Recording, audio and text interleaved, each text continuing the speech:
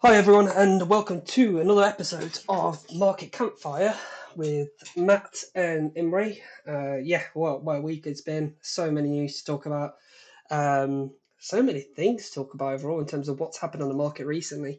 And yeah, there's been a few global dynamic changes, especially over the last 24 to 48 hours, just overall in terms of what's been happening both on the equity side but also the crypto world, which, yeah, to no one's surprise, there's been a special individual that's got pardoned, which, yeah, has definitely set up a little bit of a different dynamic. My name is Matt, and I'm essentially a recruiter turned researcher over the last 6 years. Market analysis and market research is something that's been of a really high interest to me, and I'm joined by no other than Imre. Imre, yeah, just very quickly, give us another introduction. Cheers, Matt. Imre here. I'm a hedge fund trader. I've been trading I was doing the math yesterday. I placed my first trade. I said I did the math, and now I can't remember.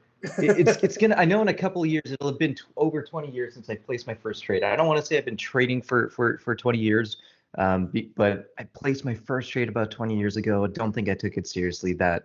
Not 18 years ago. Don't think I took it seriously at the time. Took a couple of years to get going, and I've been in love with this game ever since. I started off trading my own capital, just as I imagine a lot of you are. Got lucky enough to get hired based on a track record at a real money prop firm, was assigned a seat on a real life trading desk, and I was able to build a track record with prop capital. And that was my ticket to the institutional world, where I was headhunted to work at a fund, now run my own. And yeah, funny how things come full circle. I'm running my current fund with the guy that ended up recruiting me, the legendary Andy Krieger. So an amazing journey. I'm a little bit of an everything kind of trader. I look at technicals, I look at the global macro stuff, I look at fundamentals. Happy to talk to quants. But yeah, at my heart of hearts, I'm a trader's trader. It's what I love doing most. I love talking about this stuff, but at the end of the day, it always comes down to, okay, you've got information, you've got data. How are you going to express an opinion in the market? Is it going to be through spot? Will it be through options? How do you want to do it? And yeah, that's what I love most. Yeah, good. Yeah, thank you so much for giving us a bit of an insight. Really, really appreciate it. Well, listen, there's so much to talk about for sure. Let's get cracking with the economic and macro data. Really want to keep my section relatively short because what I wanted to dedicate this episode is towards talking about the chart, and in particular, the nominal volume and the tick volume that we very quickly and briefly explained during the last video. But I wanted for you, Imre, to go through in a little bit more detail and just give people a little bit of an insight from that volume perspective alone. And hopefully, if people have any more questions after that, then yeah, we can sort of move it on to the next episode if that's okay with you as well today. Yeah, that sounds good. Good stuff. So yeah, listen, let's get cracking because as I said, there's loads of stuff to talk about. Um, yeah, first of all, this week, what has happened? On Monday, we had a pretty interesting day in terms of China data coming out overall stronger than expected, apart from fixed asset investment, which is to be expected again. And we talked about it last week and 2 weeks ago in terms of what's been happening on the market in China from real estate and so on and so forth. So I don't want to talk through it again, but GDP really strong, industrial production stronger than expected. Again, we very briefly talked about in terms of what China's potentially preparing for. The industrial production is given that indication.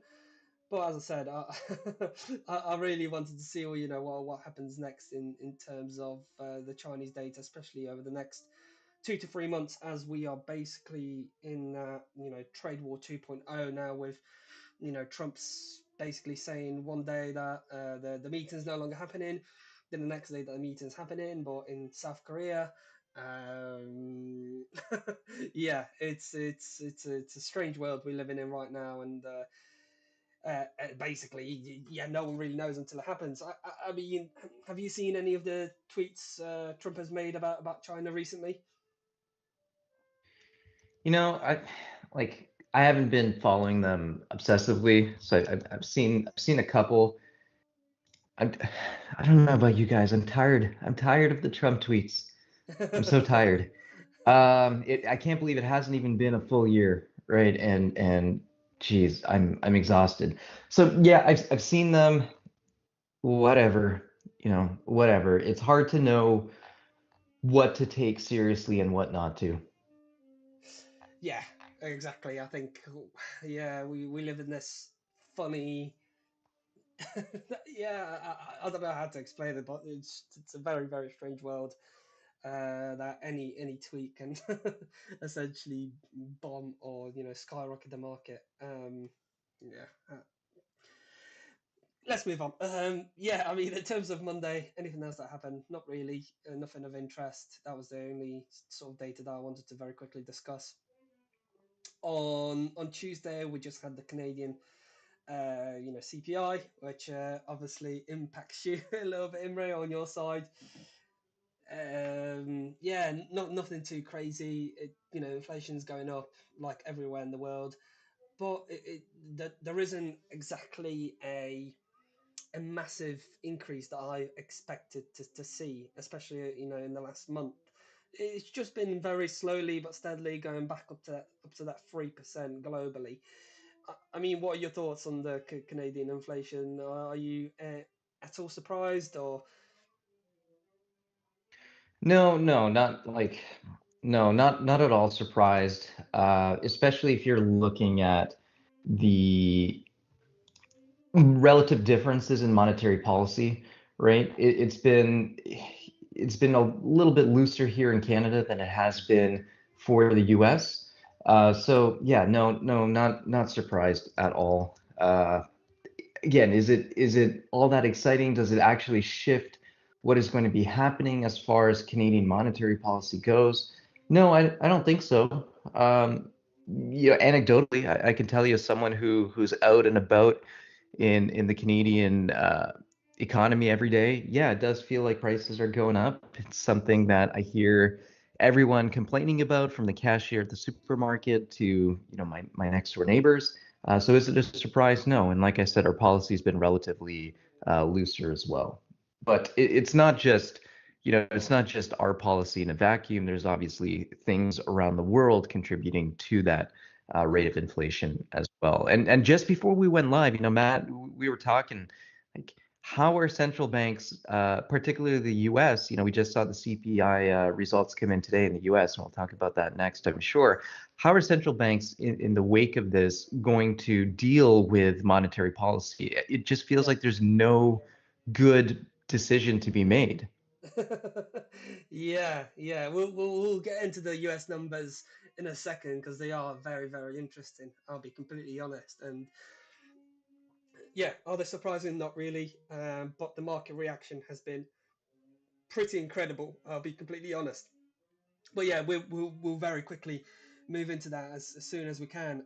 Yeah, Wednesday, from the UK, in terms of CPI and PPI, it's bad. I think out of all the Western countries, UK definitely has the biggest problem. We are, yeah, although we didn't reach that 4% mark that the market expected, it's still very very close to that 4%. And given that BOE has one of the highest interest rates at the moment in terms of all the Western central banks, yeah, it's a little bit worrying in terms of the direction where the UK's heading. I'll be completely honest, especially given that even though we do have the highest interest rate, as I say, out of all the Western countries, we have one of the highest inflation marks.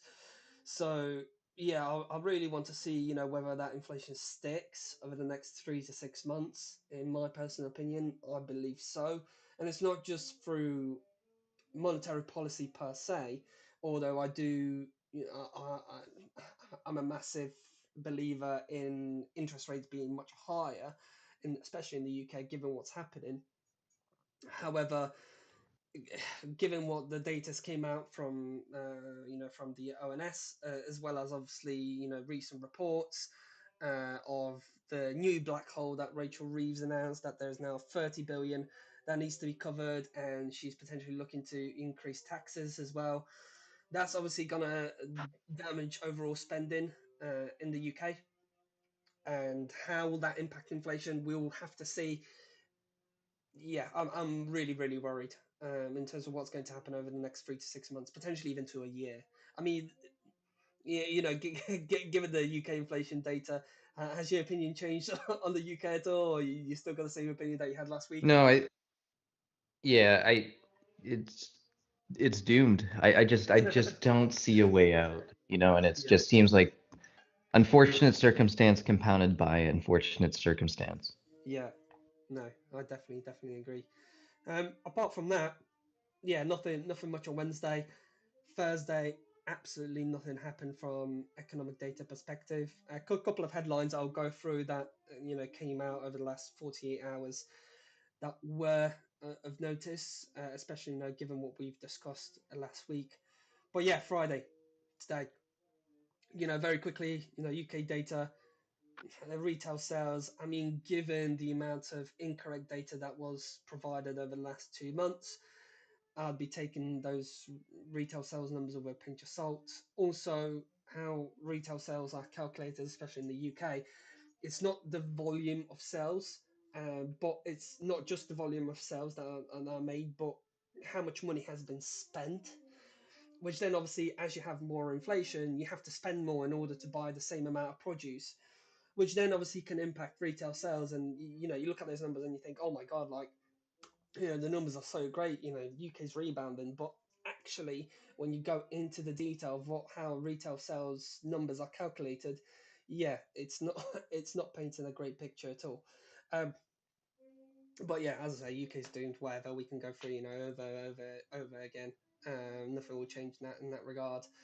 The European data came out a little bit positive, especially in the German side. We're seeing a little bit of a rebound on the composite PMI and services PMI. Services again are starting to go up, which is obviously not amazing for Germany, given it's still the what's classed as the manufacturing capital of Europe for now. You still have manufacturing in a very slight contraction in Germany, but given that there was a contraction over the last, I think it was 15 or 16 months in a row, seeing a little bit of an uptick is great, especially as we heading into the Christmas period, and then overall the EU is holding relatively well. Nothing really much to talk about. Have you got anything to add from the EU perspective? No, I still don't see too many long-term bright spots there, or short-term bright spots for that matter. Yeah, no, makes sense completely. Um, and then yeah, the US, right? My gosh, the the inflation data, right? There's so much to unpack from the raw numbers. Obviously, everything below consensus, which is great, um, for multiple reasons, right? Inflation is not going up as high, so that means potentially more rate cuts. More rate cuts meaning more, quantitative easing from the Fed, which means more money printing, which means, stocks go higher. That's usually the premise, right? And correct me if I'm wrong, Imre. Um, but that's usually, the low inflation means everyone's happier, but it's still 3%. We're still talking about 50% over the target of that, the 2% inflation number. That's came out thin air, that we spoke about it multiple times right at this point. But what are your thoughts on this data, and the initial market reaction very quickly?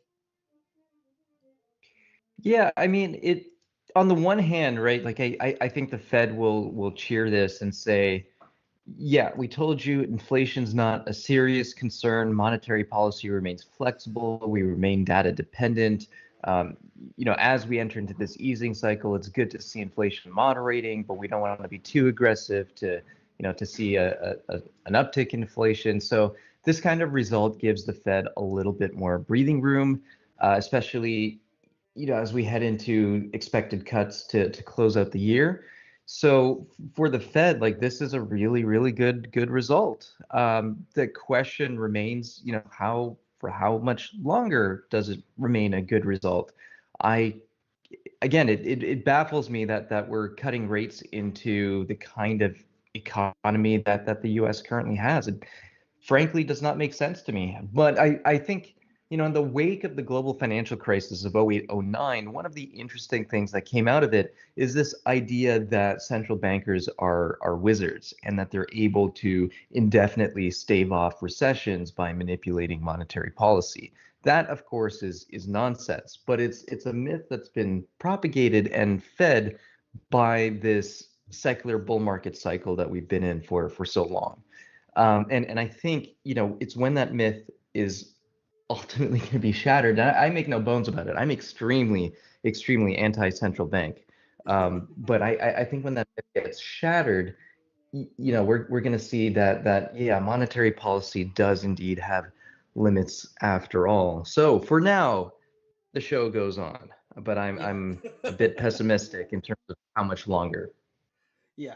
No, I agree. Listen, it's we've said this last week, didn't we? We both said that, no, good news is good news and bad news is good news. And we're literally seeing it, right? I mean, from data perspective, I don't know whether you saw it on Twitter recently, but we had essentially an announcement that there was $7.8 trillion in money market funds, which is obviously the record. Again, breaking records. I think it broke all-time highs 6 or 7 months in the last 12. So there's a lot of money sitting on the sidelines, right? And whether that's you can take it on both sides, right? Whether that's optimism to say, hey, all this money is waiting for the rate cuts to happen, so then everyone can pile on to that last run, whether it's AI or quantum computing or whatever else Trump announces next. They can pile that money on, or investors are slowly but surely getting more worried to say this market is beginning to be more and more overbought from you can look at all statistics, right, from the PE perspectives, from and earnings to revenue perspective, projections are out of this world. That yeah, there are a lot of questions on both sides. I mean, how do you view this money in this money market fund sitting at that level? It's very possible to make a bullish argument for that in the sense, and I'm not saying that it's the argument that I would put forward, but the bullish argument would be pretty simple. It's that's a lot of money that could go to work.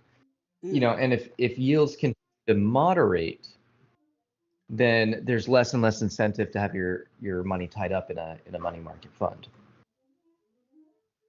yeah, exactly that, right? So, well, we just had breaking news in regards to Social Security. US Social Security says 2026 cost of living increase is about 2.8%. Um, any initial thoughts on that? Social Security is a bit of a scam in the U.S. And I it agree. I say that because it's a system that's going to break and fail and let down the younger generation dramatically. I just don't see a way around that. And it's probably the most difficult, one of the most difficult political issues in the U.S. because I think to anyone who's done the math understands how unsustainable it is. Yeah. On the other hand, how do you take it away? You can't. So you're kind of stuck. Yeah. Yeah, exactly. Like you can't exactly, say to all those pensioners that, frankly, have paid, I'd say about 50% of what they actually get, right? Because let's say in the US you're 70 years old, right, and you've worked let's just say 50 years of your life, right? Let's be really, really nice and say, okay, you're 70 years old, you worked you worked since 20, and you just recently retired, right? You were still doing part-time jobs, etc. The 50 years that they've worked and the social security that they're getting right now, they, adjusting for inflation, how much inflation we've had, they are probably net negative by about 20 to 30%, in terms of their pensions, how much they're getting versus how much they should be getting. Now, in 40 to 50 years' time, in my hopefully in my lifetime, if I live that long, let's hope. But I don't think I'll have a public pension. Um, there won't be one. And that's just my opinion. And obviously, we're talking about Social Security in the US, but everywhere, right? Public pensions are essentially a scam, whether it's in the UK or in the EU. It's one big Ponzi market, in my opinion, of course. And I say, my generation won't get to experience having a nice public pension. Whoever pays in the private pension will be fine, but those who will be relying on, a government-backed scheme, I think we're going to be in serious trouble. So, yeah, interested to say the least. But listen, let's go through some really, really quick headlines that I just wanted to brush upon, and then we'll get straight on to chart, and I'll leave the floor completely to you. But U.S. bankruptcy watchdog once independent probe of First Brands. Not surprising at all, as I mentioned last week. We very quickly went through it. Uh, the balance books, the balance sheets, they just do not make sense. There's, as I mentioned, over 2 or 3 billion at this point, just completely vanished, nowhere to be found. I think it's going to be a massive fraud case that will last, multiple years. But yeah, definitely something to watch out for.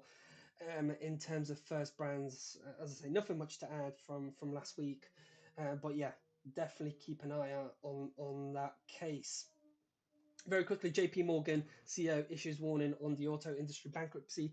I've mentioned that subprime loans from the 2008 era, where we had the mortgage fraud that was essentially done by, layman's, and they essentially dragged the entire world into the dirt. I think we have a much complex situation. It's not just mortgages now. It's now the auto industry, which is probably even more volatile and more susceptible to, bankruptcies, as I mentioned last week, right? What of all the luxuries that you get rid of, what's the first most expensive thing that you are looking to sell and downgrade or completely sell and get rid of? Is your car, right? So I think there's going to be a lot of interesting bankruptcies coming along in the next 6 to 12 months. Have you got, what's your opinion from the recent sort of headlines that came up, especially from JP Morgan? Have you got any thoughts of your own in terms of the auto industry right now as it stands? I think it's scary. I think it's really, really scary, because this is stuff that can, it's cars now, right? And cars do not pose an existential threat. But the question is, like, is this the canary in the coal mine, right? Is this the canary in the coal mine? What comes after cars? Is it mortgages? Is it homes? And if that's the case, is that a bit more of a existential threat, i.e., what happened in 08, 09? Yeah, we've seen that before. History rhymes; it doesn't necessarily repeat. So I'm curious to see how this plays out, but it is concerning. There's no doubt about that. Yeah, definitely. And yeah, following that, I mean, this this little piggy that popped up literally a day ago, Primalend, again, another subprime lender, files for bankruptcy protection, which is never a very good sign, right? If it happens once, yeah, it may be just a one-off event. If it happens twice, yeah, then we start to get a little bit worried. And it's not just Primalend, or subprime, however you want to pronounce it. There are a few others that not too long ago applied for bankruptcy protection, and that to me is an extremely worrying sign because I don't think they'll get that protection given what's happening on the market and the lack of liquidity, and also who would want to buy this debt, right? And no one in the right mind will go, yeah, let's buy let's buy subprime lending debt. Yeah, as I say, I'd be very very surprised if they survive this, and that again, a lot of the European banks have been impacted by this news, especially, UniCredit, BNP Paribas, Credit Agricole, especially BNP Paribas has been absolutely hit hard, minus 13.87% on a monthly basis. And it just keeps falling again, another, 1.7% down. Yeah, very, very worrying given BNP Paribas is one of the biggest banks in France and it's global. So yeah, very very worrying signs for the EU given what's happening. So yeah, something definitely to keep in mind. Do you watch European banks at all, Imre, or is it something that you stay away from? Not. I don't watch them super close, to be honest. Yeah, I don't trade them or invest in them. That's for sure. yeah, good, good. That means you're safe. And then, very, very quickly, before I pass it on to Imre, two more things. Yeah, US National hit that 2 days ago. Yeah, I think it was 2 days ago now. 25 billion added. Uh, eh, Whether it's 24 hours or 48 hours, that's an insane number.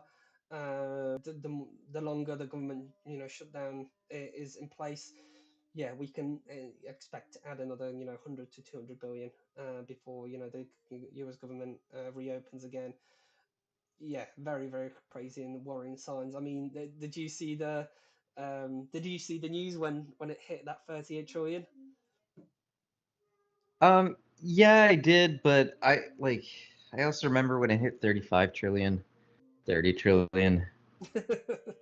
I, I mean, what's another $1 trillion? True. It's not necessarily the amount. I mean, it is of course the amount of debt, but you have to understand like that number is so incomprehensibly large, Yeah. like incomprehensibly large that it's almost meaningless to the average person. Yep.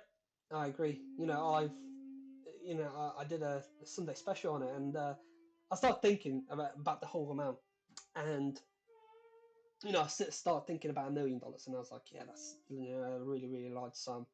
And then I started thinking about $1 billion, and I thought I'm most likely never going to see that kind of money anywhere, on any of my bank accounts. Maybe I do, who knows? Maybe I win the lottery a couple of times.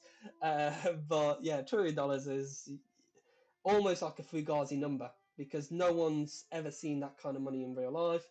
It's all just the numbers on a spreadsheet or on a system. Yeah. What worries me more is the pace that the debt is picking up. Given that, hey, we've got tariffs now that's supposed to pay off the US debt. We had Doge coming in and making all those headlines and how much money they're saving, and yeah, debt is picking up at a. I think I saw on CNBC that it's picking up at a faster rate than we had during the pandemic levels, which is absolutely insane. If it is true, again, CNBC, whether you trust them or not, that's a completely different story.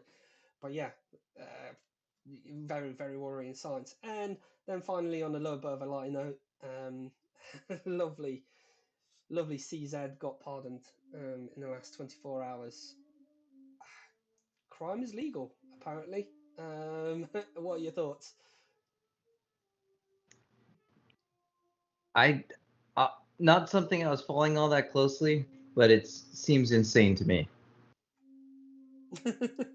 Yeah, I thought it was a joke. I was looking at the X headlines and I was like, no, surely not. There must be a parody account. And then I saw CZ tweet, and then I saw Binance tweet, and then I just couldn't believe it. I was like, this is insane. Yeah, nothing much to add apart from the fact that people can get away with anything. Do you know what? I wouldn't be surprised if SBF pardoned somehow. What do you think that will do if SBF got pardoned by Trump? I wouldn't shock, like nothing. That's the thing. It's like I think I'm done being shocked. Sadly, it's a little it's disgusting in my opinion. You know, like if all the people depart, really, why? But yeah, I don't know. I don't know what to say. It's Yeah, yeah, I really don't know what to say. yeah. Whether you want to laugh or cry. Um, Yeah, yeah. yeah, Sometimes silence paints 1,000 words. So we'll leave it at that. Now let's get on to the fun part, which is talking about the chart and what has happened on the markets. Because yeah, you know, a lot of fun stuff. So Imre, I'm going to share your screen now, whenever you're cool. ready, and yeah, let's hit it. So yeah, floor is yours. All right. So we'll take a look at ES as a case study here again, just because it's the market that I'm the most intimately familiar with.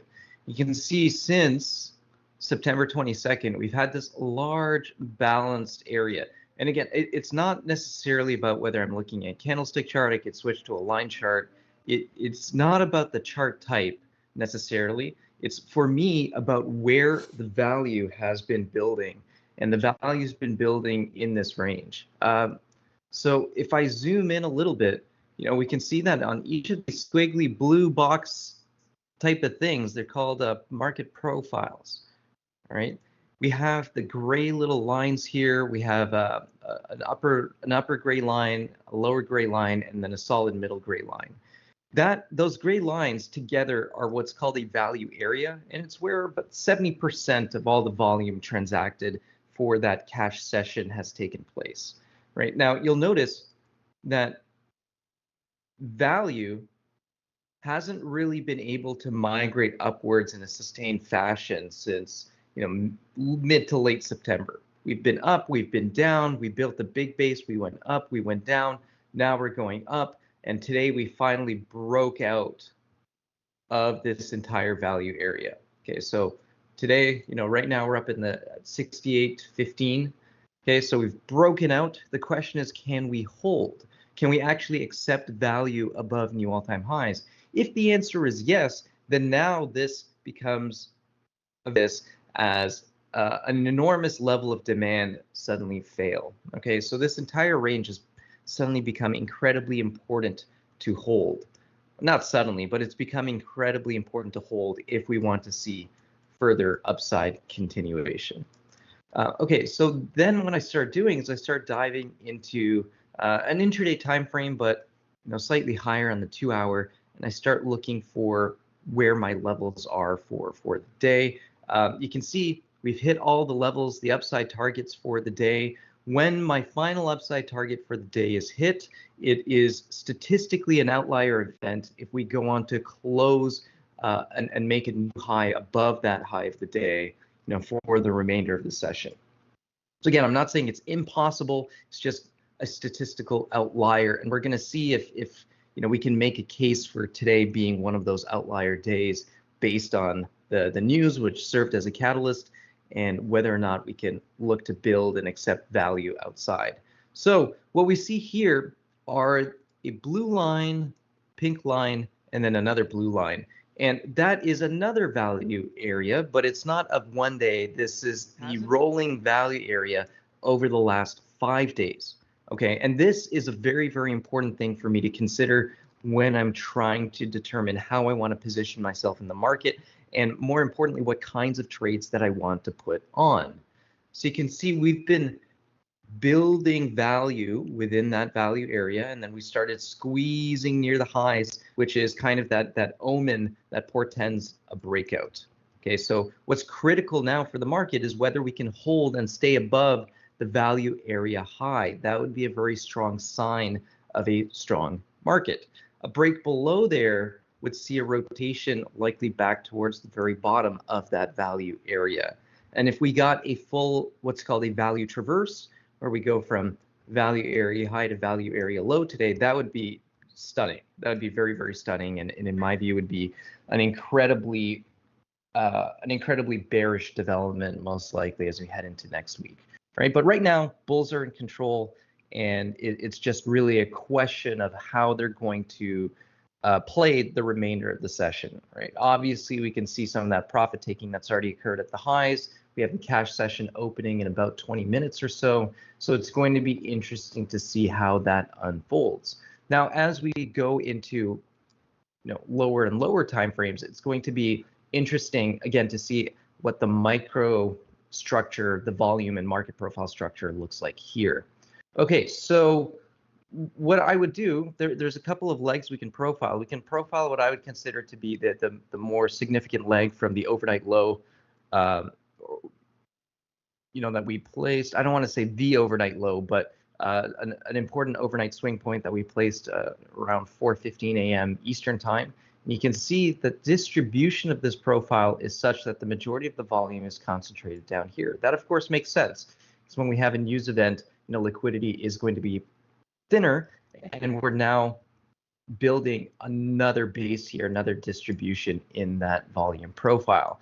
So again, it's going to be very interesting to me whether we need to go all the way back down here to see what's here and see whether buyers are willing to defend this base, or whether we have a very strong market and buyers are happy to buy high in order to sell even higher, right? So we're just going to go take an even more granular look, and we can take a look at what's been going on since that news release has been put out. And this is very interesting. Now we have a value area here. Now, how should you be thinking of these value areas, whether you're profiling a microstructure or looking at the rolling 5-day profile? This is really the key to being an effective trader, in my opinion. It's understanding whether the market is accepting value or rejecting value. So right now, assuming we just continue to trade sideways, actually, we don't even have to look at this real-time example. We can look at this example from the Globex session here as we head into the early morning of New York. Here, the market was in a state of equilibrium. This is fair value. This is where buyers and sellers are equally comfortable doing business. Okay, so now the question becomes, are we going to get that same kind of balance here for a little while longer? Now, what's going to happen is balance inevitably leads to a state of imbalance. So there's only a couple of possibilities here. We're either going to break below the value area here, and buyers will say, you know what, we no longer see this as fair value. We don't want to buy here, but we might be happy to buy here. From a trading perspective, that means you have an opportunity, if you are a scalper, a very short-term trader, to grab a few handles on the way down to where the market previously accepted fair value. On the other hand, the other possibility is that sellers will try and make a run for it. They'll try and force buyers to roll over and capitulate, but buyers will step in below here. Strong buyers will step in below here. Aggressive buyers will step in below here. And they'll say, you know what? Actually, we do think this is fair value still, and we're going to now try to take the market into new territory and try and discover fair value higher. That would be the market auctioning higher, as it were. Now, why would aggressive buyers step in there? Because look at the volume profile, and this is why understanding volume is so important, and order flow analysis is so helpful. We can see that there is that volume bulge here. This is the high volume node in that profile. Below, the volume thins out dramatically. The market can easily slice through low volume areas if there is no opposition. So if I am a large player, an aggressive player that was building up positions here, I might want to aggressively defend a low volume zone because I don't want to see price come all the way back down and get stuck where we had prior fair value. So if sellers try to take it down here, I might try and trap them. And that's where the volume footprint chart is going to come into play. And we can see perhaps there might be signs of absorption down here at the lows, which is one of the really cool things that you can take, you can look for in that footprint when you're trying to determine whether or not there's opportunity for a trap to be set. and for you to then take the other side. Okay, so that's the other possibility. And then we have two other possibilities. It's that we're going to break out here, accept value outside of the value area high of this profile, and then we're going to go on to make new highs after that, and bulls will just keep pressing the market until sellers step in and say, yep, that's enough. We're now happy to sell here. So if the market runs up to here and you see a lot of aggressive selling come in, like just against this prior high, that's sellers saying, we think this area of price is fair value. Buyers, if they're strong enough, will overcome those sellers and say, no, we don't think that's fair value yet. We think the market should be valued even higher.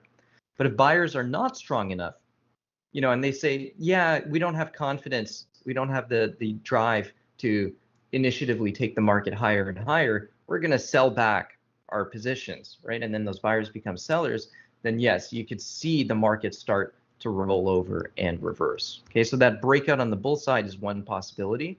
And then just as how we have a trap for bears, we can see a fake breakout where buyers try to make a run for it, but there isn't enough firepower behind that breakout, and sellers say, yep, we're happy to sell here. That's an even better price. Thank you very much. And then we're going to see the market rotate back into this balanced area.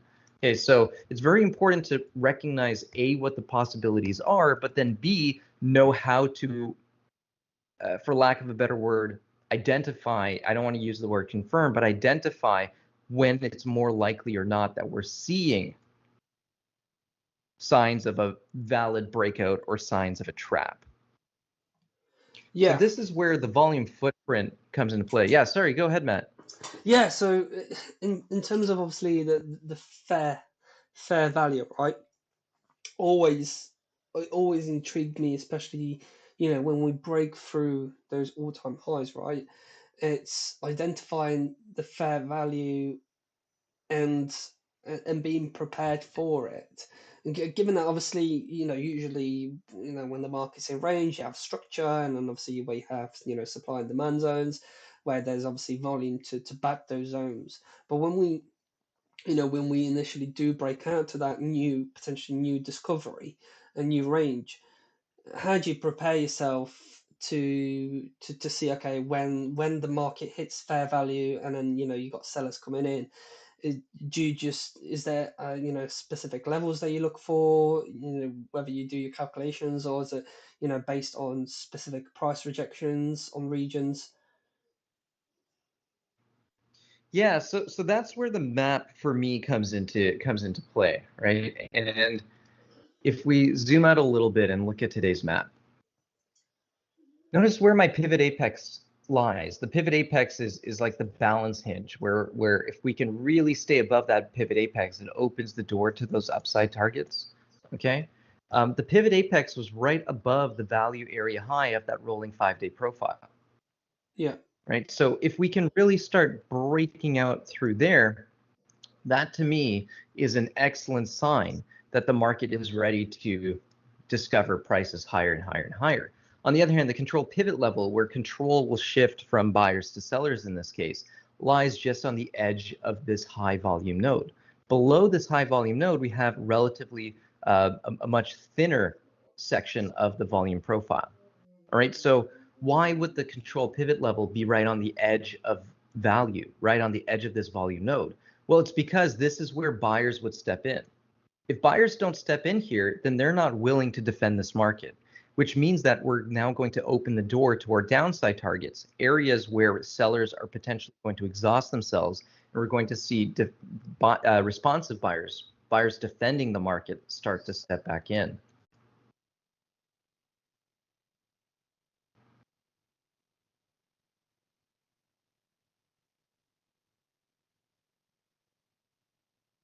Yes and no. It's all part of the story. I very rarely trade pre-market. That doesn't mean you can't trade pre-market. I just find that more often than not, the better opportunities will come during the cash session. Now, of course, we're still before the cash session opens, so we're going to take a look at a couple of setups that I really like in terms of how you could possibly put these concepts into use.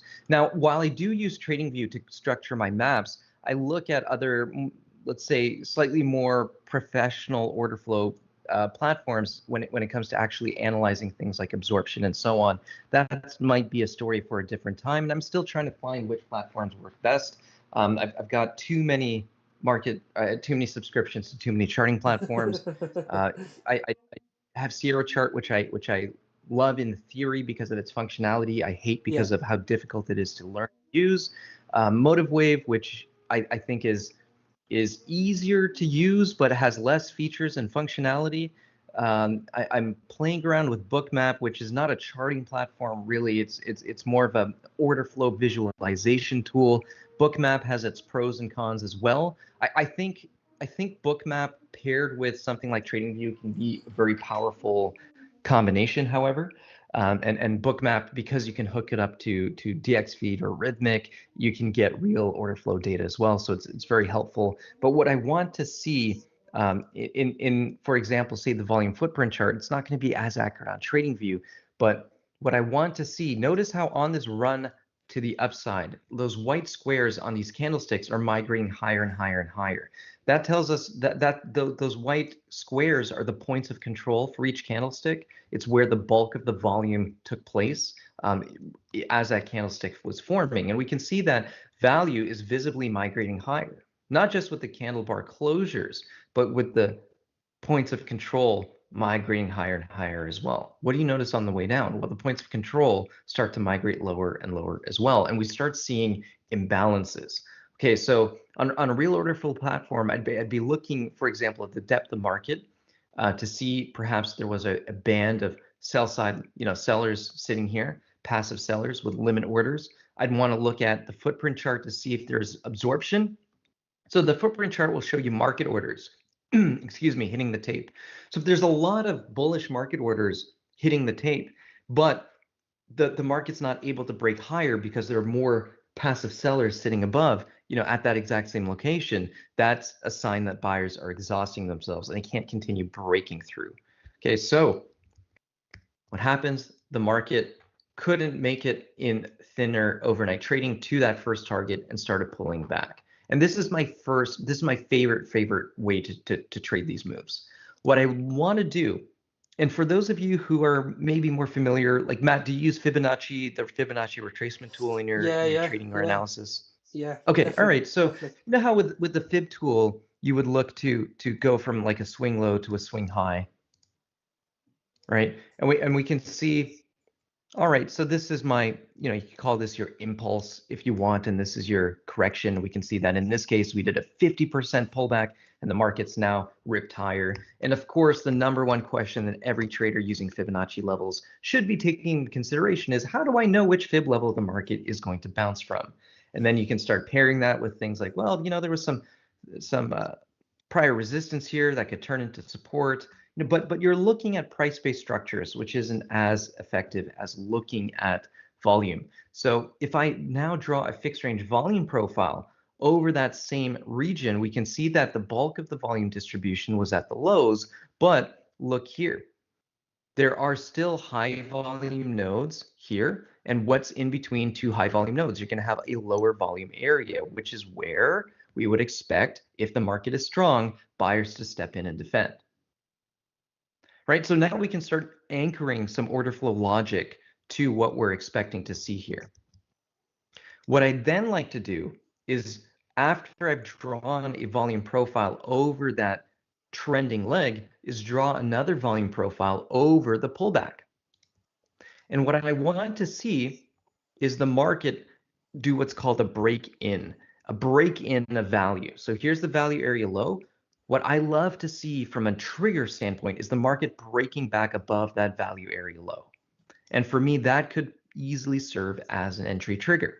The final thing I'll do is I might adjust the first volume profile to take a composite snapshot of that entire auction phase to see if that changes anything. And so long as we're above the value area low, above the value area of that prior composite profile, I'm feeling pretty good about things. Right, so I love that we're above that value area here after taking the pullback into consideration. It's telling me that the market wants to continue auctioning higher. And then I can flip to something like a volume footprint chart. And now I'm seeing what are called stacked imbalances on that volume footprint chart. As we're breaking above the value area low of that pullback, I can not only see that the points of control of the price bars are migrating higher, but I can also see stacked imbalances forming. That's where we have buyers rolling over sellers at least double the volume.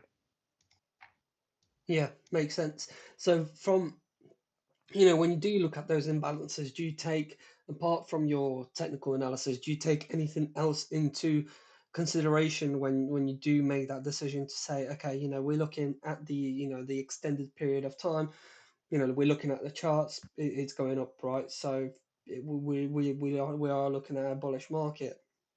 But then obviously when on a shorter time frame, especially for intraday people, that like to trade within that 6 to 8 hour period, however long the market's open for, both on obviously on the future sides and the cash side. When you look at those imbalances, is there anything else that you take into consideration before you say, okay, yeah, this area is super interesting, there is a possibility for those imbalances to fail one way or another? That's the most important thing, is understanding where to start looking at these tools, right? Yeah. So price is important in the sense that it is a level. It is a very specific level where I'm expecting the auction to get a little bit more interesting. Let's put it that way.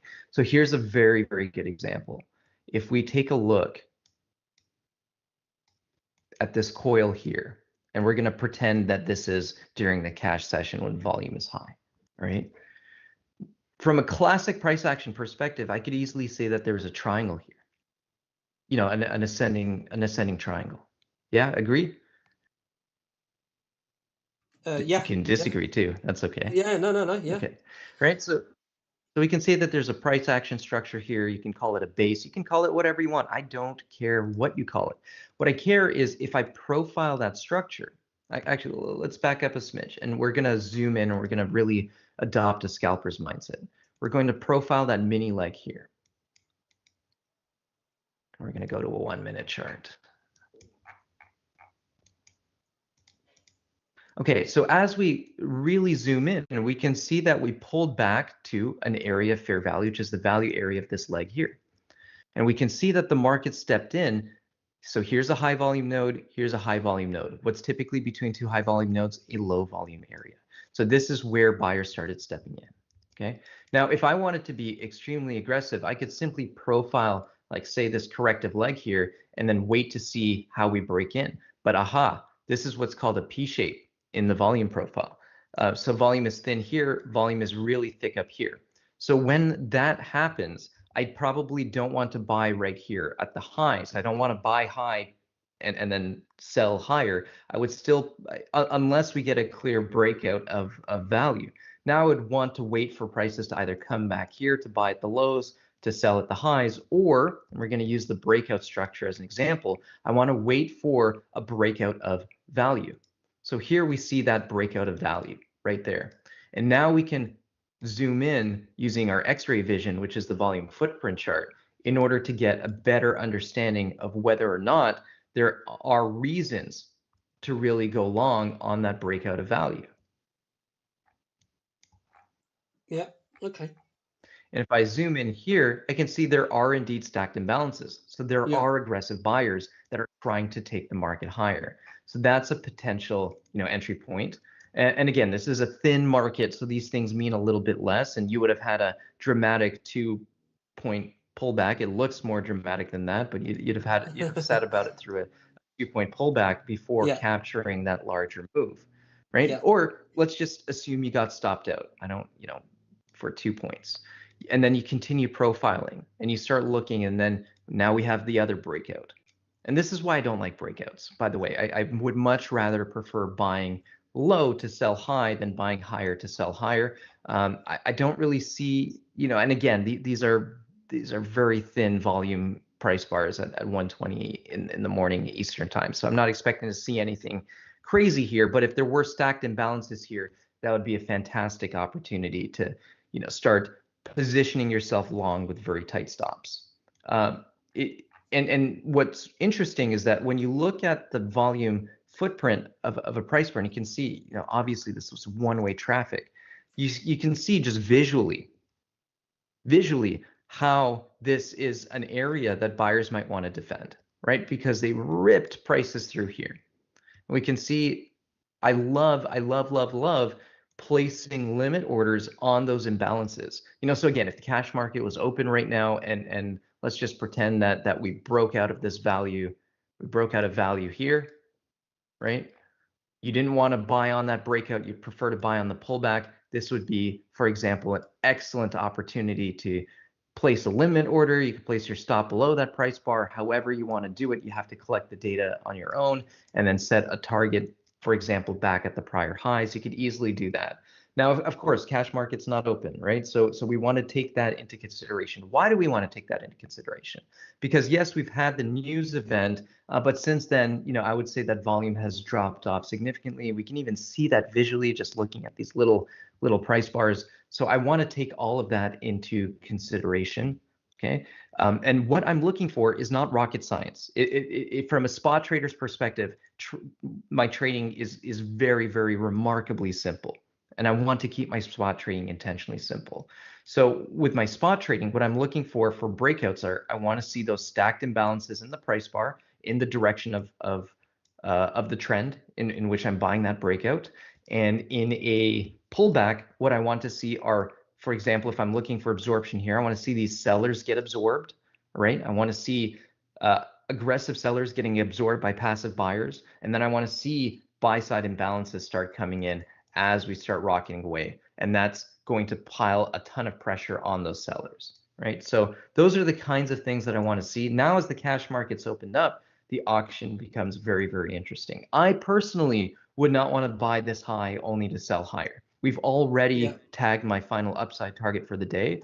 I believe that mean reversion now is going to be the more likely scenario, or the more technically correct term would be a rotation back towards prior value, right? Yeah. So I can profile.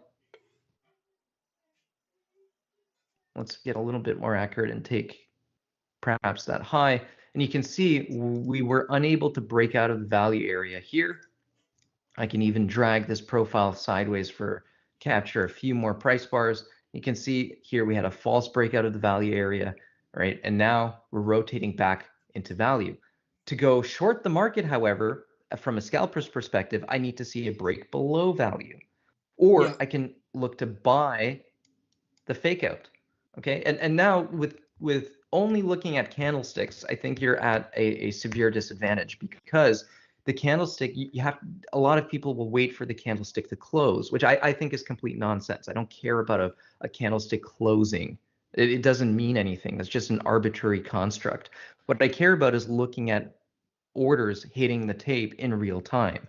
And I want to see where people are, like, if I'm looking at a DOM, do we depth of market chart? Do we have stacked buy limits with big size down here? If so, and they're less aggressive on the footprint, and I see that let's say there's 1,000 contracts down here, I know that the sellers have to put through more than 1,000 contracts of volume to break lower. That's just simple math, right? So if sellers hit this level with only 500 contracts, guess what's going to happen? They're going to get absorbed.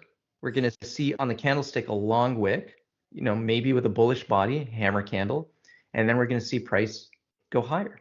And then same thing. If here we see 1,000 contracts, sellers waiting to just slam the bid, and we don't have enough bullish contracts here, what's going to happen? We're going to roll back down. And that's the basics of auction market theory, the basics of supply and demand principles in effect in the market. So, it's a bit of a cheeky answer, but whenever someone asks me, why did the market go up or why did the market go down? My very real answer is, well, there were more buyers than sellers, because that's mechanically the only way you can see a change in price, right? We talked about that a little bit. It's like, it's funny to say that, but if you think, like, the reason I say that is because on a deeper fundamental level, although that might sound very reductivist in nature, if you think about that and distill that into its core essence, what does that actually mean? It means that sellers were not strong enough to push prices through a certain level, but buyers found that area to be a fair value.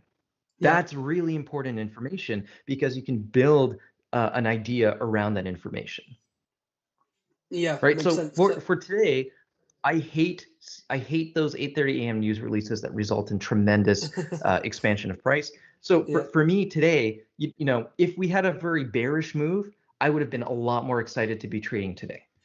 Now, as from an options trader's perspective, which I think is far more interesting than trading spot, from an options trader's perspective, the VIX has probably been crushed. Yeah, we're down 5 vols right now. Like, Yeah. Well. yeah, what can I do with that? The Yeah. juice is out of the market. So now I have to decide, do I want to be short vol after we've already dropped 5 vol? I don't think so. You know, I Yeah. would really struggle to find a good trade. So do I really want to play for like continued upside?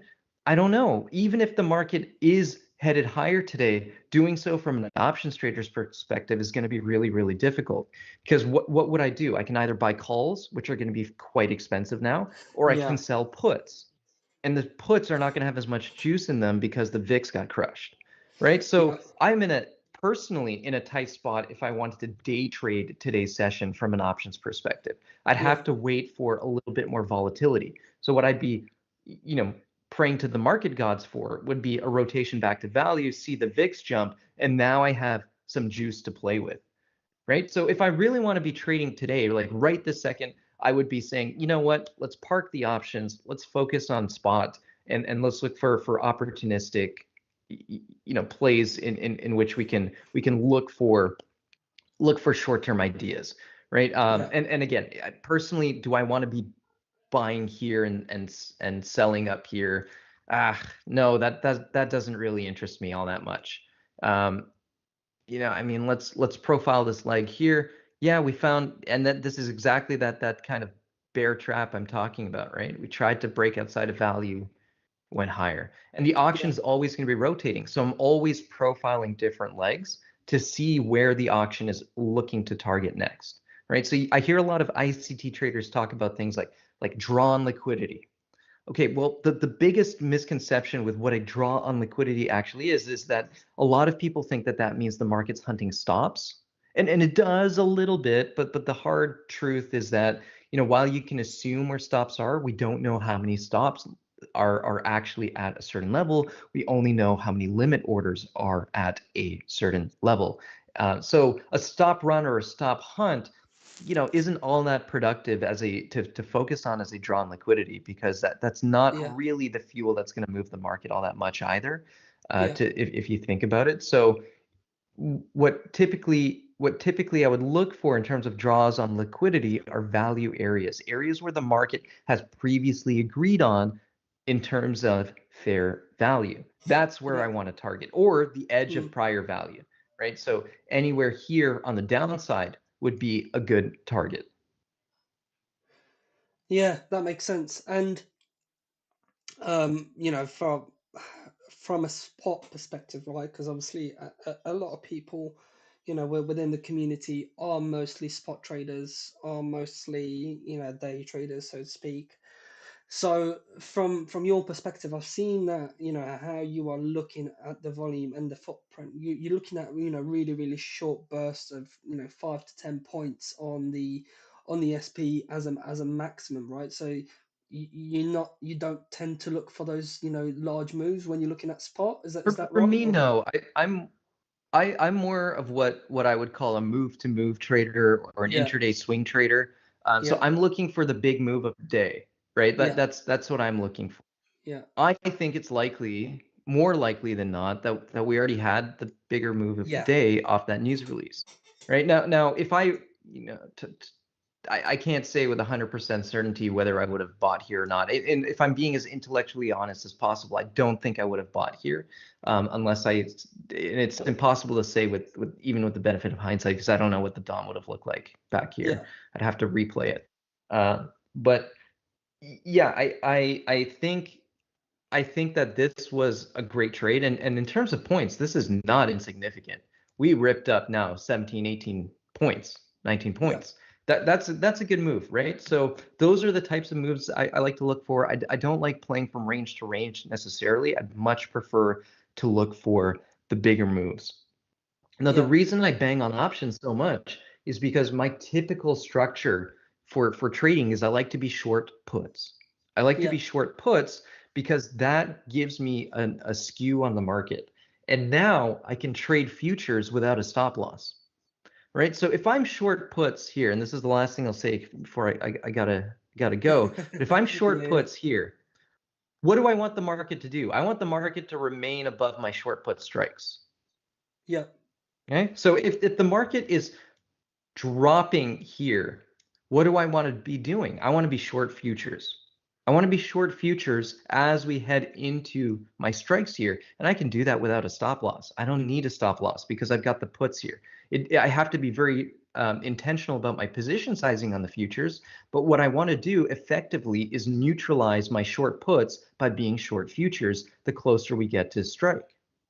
Yeah. And the more we are below strike, the more I want to lean short. I want to have more short futures than I do have short puts. And if the market is showing signs of bottoming out and coming back up, then I want to strategically scale out of my short futures. And on the way up, I don't necessarily have to be long futures because I already have that exposure here for the day with my short puts. It's a very simplistic explanation, but those are the types of trade structures I love to develop because I can, again, trade futures without a stop loss. I don't have Yeah. to worry about it. Makes sense. Yeah. No, no, totally makes sense in terms of that perspective. Well, listen, I won't take too much more of your time because, yeah, I'm sure you want to have some fun on the Friday as well with the market and seeing what's happening right now.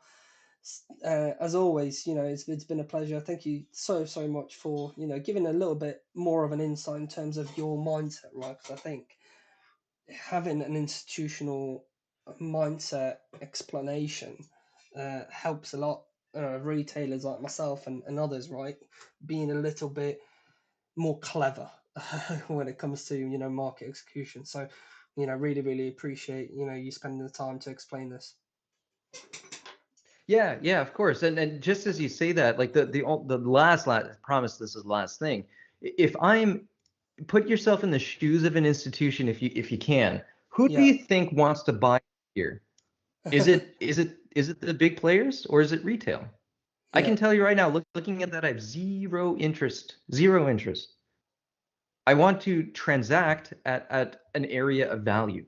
I don't want to Yeah. transact as we're ripping higher and higher and higher. That's not my game. That's the game of retail traders, maybe small trend following technical advisors, but not serious institutional money. Yeah. Institutional money on a serious level was transacting here. Yeah.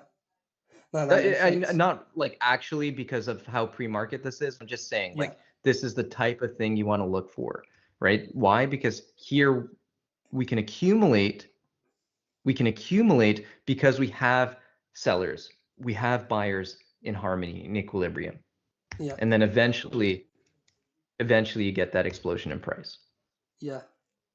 So the distribution range wise, when there is volume to back that range, is the key to where the next move is going to go from an institutional standpoint It, versus exactly. retail. And Okay, it can yeah, be the makes sense. same thing. It can be the same thing with a currency. All right. Yeah, So who's accumulating here? This is where your institutions are accumulating yeah, the euros, right? This yeah, is where they're accumulating. Retail is buying here and here and here. And who is selling to those retail players? It's those institutionals, right? You get the pullback. This is a very, very shallow pullback, my goodness. And then you get the larger shift up. I'd say this is again a reaccumulation area. Here we yeah, have a distribution top. And again, who are the institutional selling to? I don't want to say it's just retail, like retail traders, but to yeah, less sophisticated market participants, all right, which yeah, which obviously would include retail. And then you get an area of slight reaccumulation, and then another explosion higher, right? So now what I can see is the market is balancing, yeah, right? The question is this reaccumulation or is it distribution? And I would take this as an outlier tail. I would say this is the real, volume area.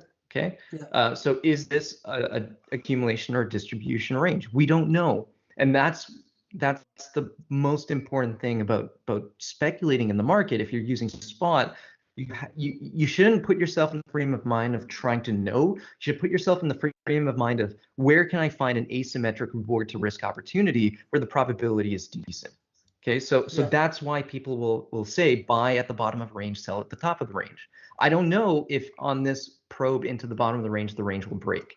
And if you're thinking from a perspective of, oh, I don't want to buy as the breakdown is going to take place, you're thinking from a place of fear, not from a place of probability and reward relative to risk. Okay, I hear you can take a tiny bit of risk and the reward is potentially enormous relative to the risk you're taking on. Yeah, makes sense. Yeah, all that right, makes complete sense. I got to run. That. No, it's been a pleasure, Imre, as always. So much, have a great rest of the day. Cheers. And have a great weekend.